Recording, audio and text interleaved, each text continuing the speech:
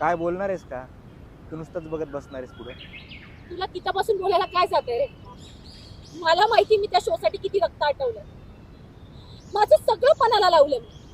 इतका ड्रामा, इतकी निगेटिव्हिटी, इतकं प्रेशर आणि हे सगळं सहन करून, इतका संघर्ष करून काय मिळालं मला?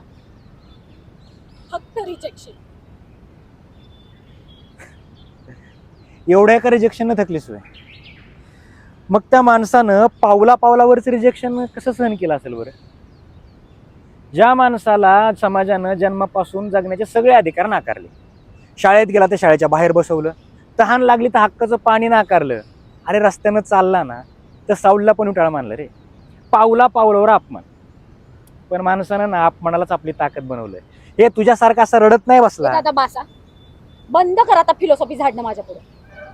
प्रॅक्टिकल आयुष्यात अशी कोणीच माणसं एक्झिस्ट नाही करत. कोण आहे हा माणूस? कोण आहे?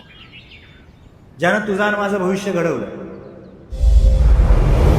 जे आपल्या हक्काचं होतं ते बुद्धीच्या आणि जिद्दीच्या जोरावर मिळवलं. आणि फक्त स्वतःसाठीच नाही तर आपल्यासारख्या कोट्यवधी लोकांसाठी ज्यांनी परिस्थिती समोर झुकायला नाही तर परिस्थितीला आपल्या समोर झुकवायला शिकवलं. तू अभिमानाने संघर्ष करायला शिकवलं. त्याचीच मी लेक. ओळखलं ना कोण आहे?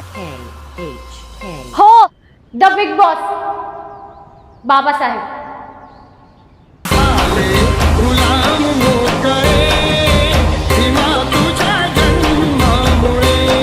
जय हिंद.